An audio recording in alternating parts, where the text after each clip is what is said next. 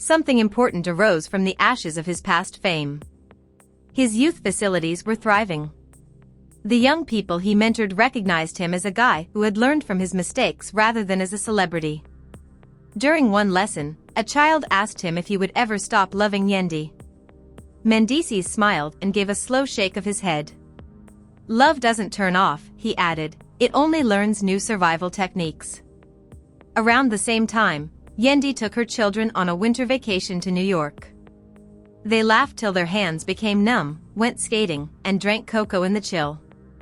On the last night, as the snow began to fall, she took a solo stroll around the downtown streets.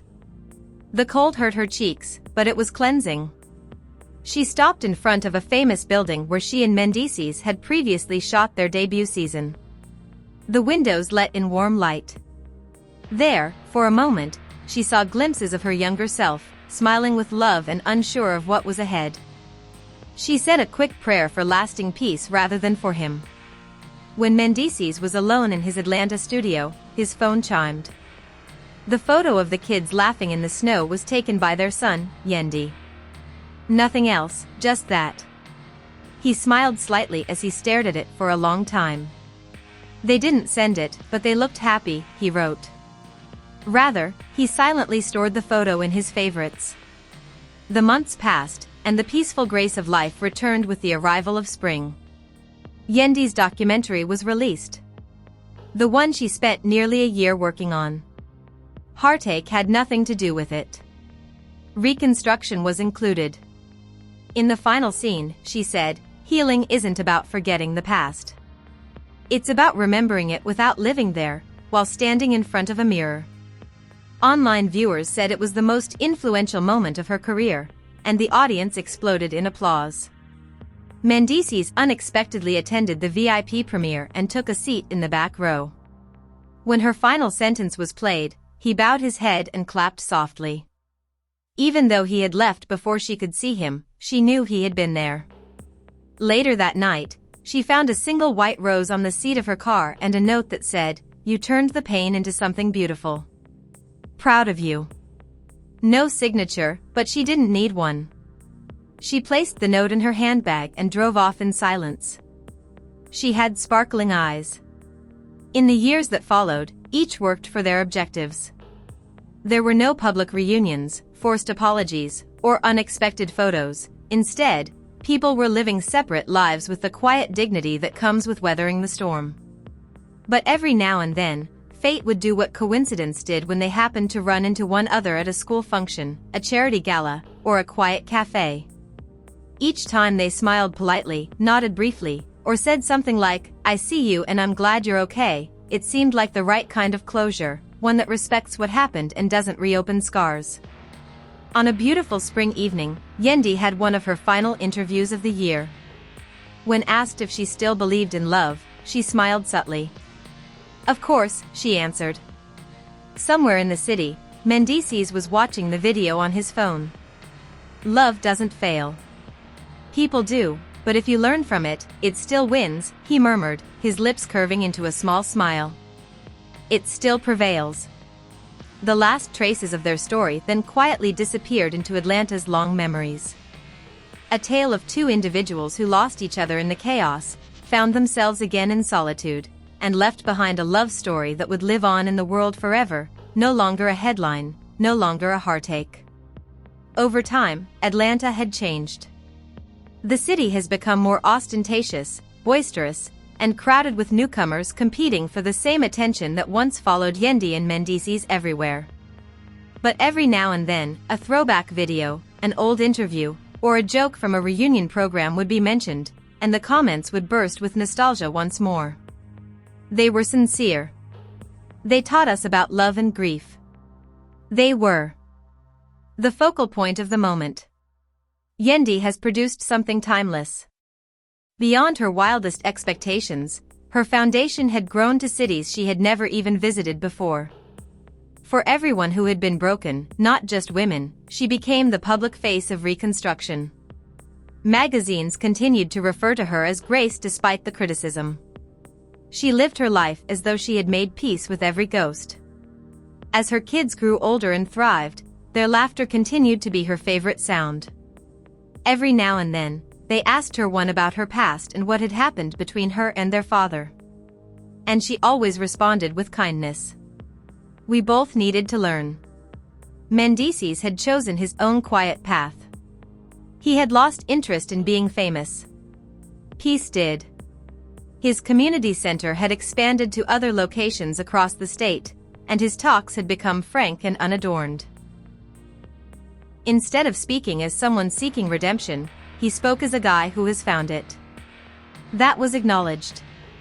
One evening at a local youth conference, someone asked him about his greatest regret. Not losing her, making her lose trust in me. That's something I'll carry even with forgiveness, he said after giving it some thought. The crowd stopped talking. They hadn't spoken in over a year. Distance, not bitterness. The kind that happens when two lives gradually find their own rhythms. But every now and again, like roads being traversed by the wind, their lives passed one another. A shared occasion, a tagged photo, or a well-known name spoken in passing. Every reminder is courteous and never offensive. One autumn evening in New York, Yandy attended a gala. It was a landmark event celebrating women who had persevered through adversity to become advocates. She accepted an honor for her humanitarian work. Her voice was steady but impassioned. Life doesn't always give us the story we wanted, she said. She recognized a person in the audience as she was leaving the stage. However, it allows us to craft a more satisfying conclusion. Mendeecees, older now, he remarked, wearing a dark suit, short hair, and a kind grin. His attendance had not been announced. He just silently came to applaud her. Their eyes met across the room. No words, no drama, just acknowledgement. The kind that doesn't need an explanation. After the event, they briefly met in the hallway. You came, she said in a calm but cordial manner. Couldn't miss it, he replied. You've come so far. We both did, she said. There was a silence that was less about separation and more about tranquility. For the first time in years, neither of them was burdened by what had happened to Lee. I appreciate the teachings it imparted to them. He asked, Are you happy? The same way he always did. Finally, she smiled. And you getting there, he asked, and they quickly embraced. The kind of hug that says goodbye in silence. A full circle in silence. Following that, they began to move in separate directions, each aiming for a future apart from the other. A few months later, Yandy's debut book, Still Standing, How to Heal When the World is Watching, was released. The introductory line is remembered by all. I used to believe that love needed to be shown. I now realize that it is meant to be lived on. Sometimes it's meant to be left. The final stop on the book tour was Atlanta, where she sold out every seat. The person seated in the front row went unnoticed. Mendeecees had a baseball cap pulled over his eyes and was listening from the darkness. He avoided her after that. He was not required to. She was radiant, exactly where she should have been. He stopped outside the theater to look up at the night sky. All around him, the same Atlanta that had witnessed their ascent and descent was humming. While Yandy shut her hotel window and stared out into the same sky somewhere across town, he said, We did good, with a feeble smile. She whispered back the same words, not knowing why. They hadn't been together for years. However, the truth lingered in quiet between them. Some stories don't end with regret or reconciliation. They culminate in understanding. And in its own quiet way, that was love. As spring arrived, the scent of rain and something akin to forgiveness permeated the air, making it softer than before. The years had gone by, and everything looked distant. The headline said, Gossip, rumors, all of it now belonged to another lifetime. Atlanta was different, and so were they. Yandy lived in a sunny house near the edge of the city, surrounded by flowers she had planted herself. Mornings started calmly instead of erratically. Her children were now teenagers, full of energy and boisterous, but the noise was pleasant because it reminded her of everything she had chosen to keep safe. Her work had also evolved. she was no longer just a famous person. Her foundation funded shelters, her book was now required reading at many universities, her speaking engagements sold out everywhere she went, and occasionally people still asked about Mendeecees. While interviewers attempted to avoid the subject, Yandy always replied, "He's doing well," with a kind smile. "We are both." That was her reality, to put it simply. Mendeecees operated 3 juvenile facilities in the South with the goal of providing kids who had grown up like him another shot.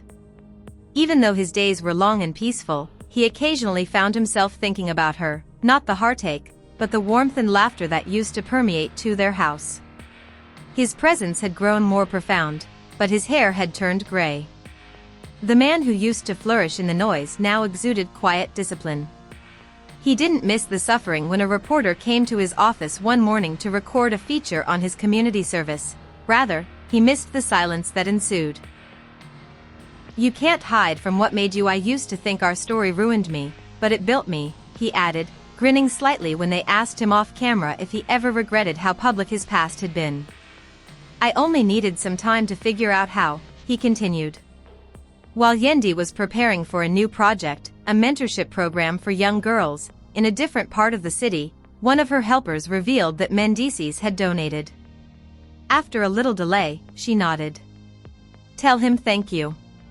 "Tell him it means a lot," she replied. She didn't need to ask for more details because, "Dear Yandy, I saw your interview last week," she read after carefully opening it. "You talked about forgiveness as if it were sunshine. Some of us are still learning how to stand in it, and I wanted you to know that. Even though you had the opportunity to criticize me, I appreciate that you never did. I am among those people who are transformed by that kind of grace." She read the lines repeatedly for a considerable amount of time, letting out a deep breath without sobbing, and then she placed the letter inside her journal and made notes beneath it. "We all find our light in different ways." Later that month, at a charity dinner in New York, away from Atlanta's inquisitive gaze, they met one last time in private and quietly, not for cameras, not for closure, just to people who had shared too much history not to meet as equals. He arrived late, dressed simply in a gray suit, and she was already seated, poised and calm, her laughter blending into the room's hum. She looked up and smiled when he walked up. They talked quietly about their kids, their jobs, and the globe. "Long time," he observed. "It's been a good while," she replied. Instead of the typical pained smile, it was a serene one. "You really built something special," he said at one point. "So did you, just in your own way." They clinked their glasses once, the sound small but sincere, she replied, meeting his gaze. And in that moment, everything that had ever been wrong between them finally found its place in the past. The conversation flowed smoothly, like a wave, without tension or overtones. He took her to her car after supper. Both of them were painted gold by the city lights, like the last scene of a tale that no one had to tell anymore. "Take care of yourself," she whispered, tenderly touching his arm. "Always," he replied. "You too." A few weeks later, Yandy gave a speech at a university commencement, pausing near the conclusion to say, "One day you'll appreciate the individuals who broke you because they taught you where you finish and where you begin again." He realized that they had reached the finish, not in resentment but in equilibrium, as he watched her drive out, headlights receding into the distance and a feeling of warmth lingering in the air. Mendeecees sat in the crowd, invisible, listening to her steady, shining voice. He didn't need to be acknowledged, all he wanted was to hear her voice once more, the same voice that had once argued, wept, loved, and now talked quietly. When she was finished, he stood with the rest of the room and silently cheered. Atlanta had forgotten the noise, but not the lesson that sometimes the true end of love isn't a reunion, but rather the moment both hearts finally rest, free, facing different directions beneath the same forgiving sky. As the years passed, the noise around them completely faded, and Atlanta had moved on. This is how their story stayed to lives no longer tangled, but forever connected by what they had survived. They grew up in front of us, and by then, Yandy was mostly out of the spotlight. Mendeecees still lived in the city, but in a more subdued area near the outskirts. Occasionally, someone would upload an old clip from Love and Hip Hop, showing a scene of laughter, an argument, and a tearful apology, and the comments would fill with nostalgia once again. He oversaw a youth foundation that had grown beyond his wildest dreams. Murals of him on local walls showed him not as a celebrity but as Mr. She had found contentment in teaching workshops, consulting for networks, and spending time with her family. Her hair now had silver strands, which she wore with pride. Peace had settled into her face, that unwavering calm that comes only after you've survived everything you once feared. One late afternoon, Yandy received a message from their oldest son asking if she would attend the anniversary dinner that Dad's foundation is hosting next month. She took a long look at the text before typing back, "Tell him I'll think about it." Harris, the man who showed up and gave kids second chances, had learned that sometimes the best thing you can do with your story is live differently afterward. A few weeks later, she did go. 4 individuals whose lives had been changed by Mendeecees' efforts were gathered in a tiny, lovely gathering. "This work isn't about saving people. I learned that lesson the hard way, but I'm thankful for it," he remarked. "It's about showing them they can save themselves." When she came on stage, he was thanking benefactors and spoke about their progress. "You did good," she remarked, repeating what she had said. Speech. He was surprised, barely conscious, and a tiny smile spread across his face.